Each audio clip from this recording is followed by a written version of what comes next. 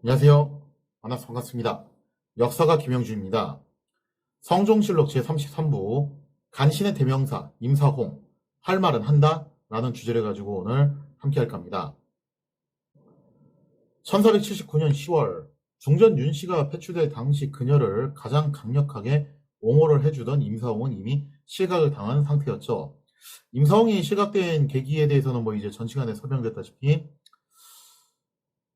성종이 이제 좀 괘씸죄로 그랬을 수도 있어요. 그럴 수도 있긴 한데, 근데 그거 말고도 이제 하나 더 이유가 있다면은 당시 임사홍을 강력하게 탄핵을 했던 것이 바로 대간들이었습니다. 그래서 대간들한테 미움을 대단히 크게 받았다는 건데, 도대체 왜 임사홍은 대간들한테 미움을 이렇게 크게 받았던 것인가? 이게 임사홍이라는 인물이 연산군 시대를 대표했던 간신 중에 한 명이잖아요, 그죠? 그래서 학창 시절에 이제 한국사 교과서 기준으로 봤을 때 임사홍은 간신의 전형이었고 뭔가 좀 악당 빌런의 냄새가 상당히 크게 나는 인물이었습니다. 근데 제가 역사학을 전공하면서 임사홍에 대해서 좀 이제 심도 있게 공부를 하다가 알게 된 건데 이 사람이 원래 그랬던 사람도 아니었고 옛날 그 행적을 놓고 보면 어쩌다 이렇게 됐나 싶을 정도로 상당히 엘리트 관료였어요. 더군다나 이제 입 바른 소리도 꽤 많이 했던 인물이었는데, 자, 오늘은 이제 임사홍의 과거 행적에 대한 이야기를 한번 좀 살펴보도록 하겠습니다. 임사홍은 실각되기 전까지만 해도 상당히 전도 유망한 관료였습니다. 임사홍의 부친은 임원준이라는 사람이었는데, 자수성가 해서 재상의 반열까지 올라갔던 상당히 입지전적인 인물이었어요. 따라서 임사홍은 이미 성공 가도를 달리고 있는 부친 덕분에 유복한 어린 시절을 보내게 되었고 딱히 초년고생을 하지는 않았다고 볼 수 있겠죠. 초년고생을 안 한 정도가 아니라 임사홍의 초년생은 대단히 순탄했다고 볼 수 있는데요. 20세에 과거에 합격한 데다가 이게 사실 대단한 거죠. 그죠? 왜냐하면 과거에 합격하는 나이가 보통 30 중반 이런 경우가 많기 때문에 20세에 과거를 합격했다는 것은 상당히 좀 속도가 빠르다고 볼 수 있겠습니다. 거기다 왕실 종친인 보성군의 사위가 되면서 로얄 패밀리에 입성을 하게 됩니다. 플러스 알파로 임사홍의 큰아들인 임광재가 예종의 외동딸인 현숙공주, 이 현숙공주의 어머니가 안순왕후였죠. 그죠? 이 현숙공주에게 장가를 들게 되면서 임사홍은 확실하게 이제 로얄 패밀리로 입성을 하게 됩니다. 그래서 이제 과거 시험도 빨리 패스했겠다. 로얄 패밀리에 입성도 했겠다. 그래서 아주 탄탄한 훈구 대신의 길을 걷게 되었던 거죠.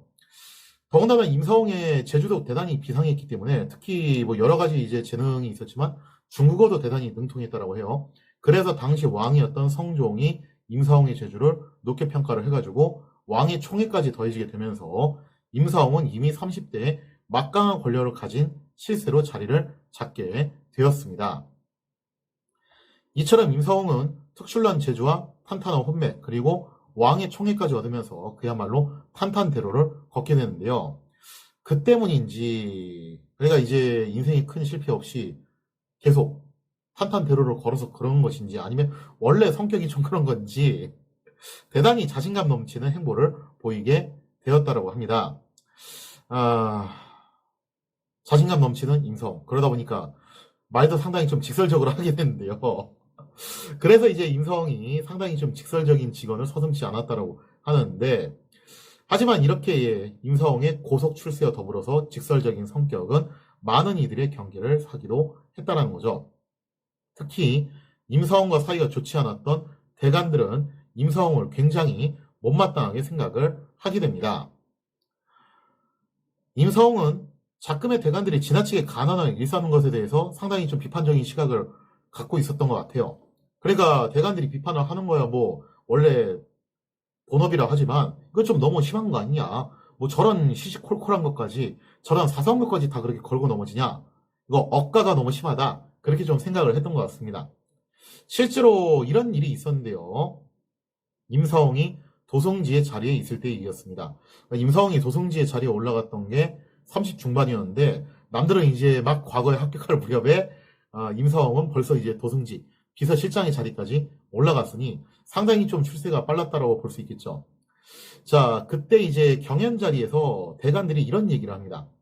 이 무렵쯤 해가지고 전국적으로 흑비가 좀 내리고 있었던 것 같아요. 흑비한 뭐 내릴 수도 있죠, 그죠?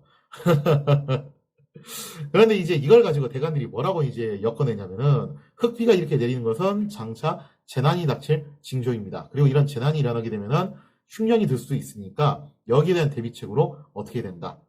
금지령을 내리시고 금지령을 내리시고 주상께서 행동을 삼가하셔야 됩니다.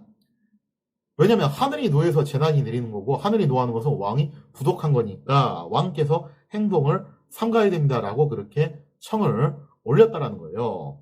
물론 자연재해가 발생이 되면은 흉년으로 연결돼서 식량 사정이 좋지 않아지게 되니 금지령을 내린다. 거기에 대비해서 어느 정도 뭐 합리적인 주장이라고 볼 수 있어요. 물론 이제 실제로 자연재해가 일어나서 흉년이 연결된다 할 경우에 그렇다는 얘기인데, 근데 흑비가 내리는 것을 두고서 자연재해하고 연결시킨다 라는 부분이 좀 다소 과도한 부분이라는 거죠. 게다가 이것이 왕의 부덕으로 인해서 발생한 것이다. 그러니까 왕께서도 행동을 삼가야 된다 라고 말한다는 것은 이건 너무 좀 논리의 비약이 심하다는 거예요. 그럼 결국에는 이게 따지고 보면은 기상이변을 핑계로 왕의 행동을 제약하겠다. 그냥 그런 것에 가까운 이야기잖아요. 그죠? 그래서 따지고 보면 뭐 이제 기상이변으로 인한 자연재해, 그리고 여기에서 발생하는 흉년, 이런 건 다 핑계일 뿐이고, 그냥 이걸 가지고서 왕을 좀 올가매고 싶다. 그냥 결국 그런 이제 심리가 작용이 된 발언이라고 볼 여지도 있다는 거예요. 자, 여기에 대해서 이제 임사홍은 뭐라고 얘기를 하냐?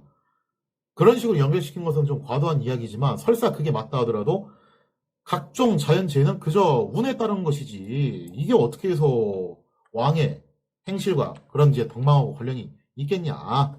그래서 금지령을 내려봤자 이것도 현실적인 대안이 되기가 어렵다. 왜냐? 금지령을 내려봤자 있는 사람들은 결국 다 빠져나올 것이고 항상 없는 사람들만 당하게 되지 않냐. 그래서 이런 거 해봤자 별 도움 안 된다. 이렇게 비판적인 발언을 하게 되었죠. 나아가서 임사홍은 어떤 말까지 하냐면은 대간들이 기상이변을 핑계로 임금이 행동을 삼가야 된다고 하면서 뭐 이제 왕께서 시를 쓰는 것도 하면 안 되고 활을 쏘는 것도 안 되고 오로지 어떻게 된다. 조신하게 그죠. 근신하는 모습을 보여야 됩니다. 라고 주장을 하는데 이거 너무 과도한 처사라는 거예요. 그러면서 이제 임사홍은 이런 말도 하죠.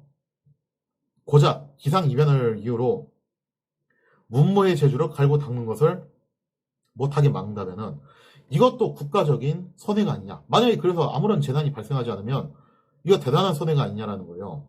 그리고 사실 문무의 제주를 갈고 닦는 게 흉년하고 도대체 무슨 상관이 있냐. 이제 그런 말도 이제 한 거죠.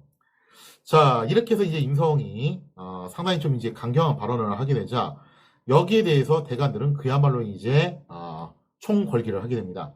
자, 대관들은 임사홍은 전형적인 소인배로 대간을 배척하는 간교한 수작을 부리는 것이다 라면서 총공세를 펼치게 되었다는 거죠. 자, 그러자 이제 성종 뭐라고 이제 답변을 하냐면은 임사홍의 말이 좀 거칠기는 하지만 본뜻은 다 나라를 위한 것일 것이다. 딱히 이제 죄줄 이유는 없다 하면서 임사홍을 옹호하는 모습을 보이게 됩니다. 사실 뭐 그렇잖아요. 그죠? 임사홍이 한 말들은 이 무렵 대간들의 지나친 비판에 염증을 느끼고 있던 성종이 듣고 싶었던 말들이었겠죠. 그러니 이제 임사홍을 옹호를 해주는데 하지만 초기 임사홍을 옹호해주던 성종은 어느 순간부터 조금씩 후퇴하는 모습을 보였다는 거예요. 그러다가 성종은 임사홍이 대간들의 언로를 막는 행동을 보였다. 이건 좀 문제 있다 하면서 고신을 거두는 견책을 하더니 급기야 대간들의 요청에 따라서 임사홍을 소인배로 낙인 찍어서 유배에 처하는 결정을 내리게 됐던 겁니다. 바로 이제 임사홍이 유자강과 같이 유배가 됐던 게 요 시점이라고 볼 수 있는데요.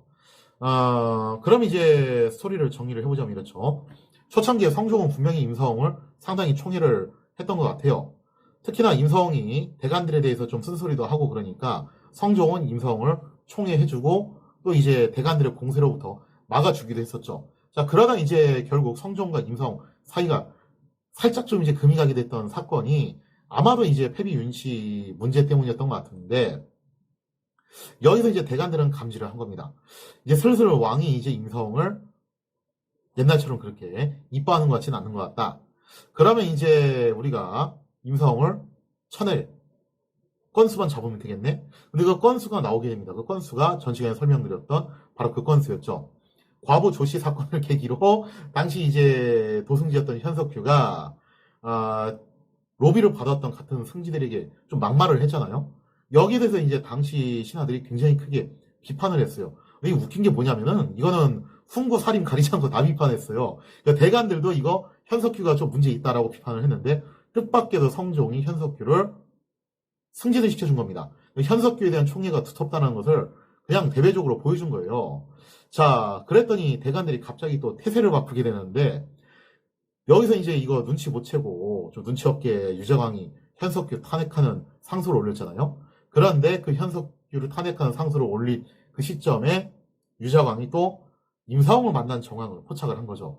자, 그래서 대관들이 저 강직한 현석규를 모함한 간신배, 유자광, 그리고 그 배후에 누가 있다, 임사홍이 있다, 이런 식으로 엮어낸 건데, 이거 진짜 이중잣대죠. 자기들도 현석규 비판한 적이 있으면서 이제 와서 이제 태도를 바꿔가지고 오로지 이제 임사홍을 천을 목적으로 이런 식으로 태도를 바꾼 건데, 하여튼 뭐 이렇게 대관들이 임사홍을 공격을 한 시점에는 성종이 패비윤씨 사건을 계기로 임사홍에 대해서 좀 이제 꺼리는 마음이 생겼기 때문에 결국 성종은 대관들의 요청에 따라서 임사홍을 소인배로 낙인 찍어서 유배에 처하게 되었던 겁니다. 물론 이것은 임사홍이 중전 윤씨의 패출을 적극적으로 저지한 것에 대한 성종이 좀 괘씸죄를 걸어가지고 그랬던 것도 있어요. 하지만 한편으로 생각해보면 대단히 막강한 실세였잖아요. 막강한 실세였던 임사홍을 내쳐야 할 정도로 대관들의 성토가 너무 거셌기 때문이다라고 볼 수도 있겠습니다. 이것은 당시 조정에서 대관들의 파워가 얼마나 막강했는가라는 것을 보여주는 단편적인 예라고 볼 수도 있겠죠. 이후로도 대관의 권력은 계속 막강해지게 되는데, 그래서 대신들은 저마다 이제 대관들의 눈치를 보기에 급급한 상황이 됩니다. 저 막강한 실수였던 임사홍도 저렇게 한순간에 훅 날아갔는데, 야, 이거 우리도 잘못 지키면 저렇게 되는 거 아니야? 그런 이제 분위기가 팽배해지게 됐다는 거죠.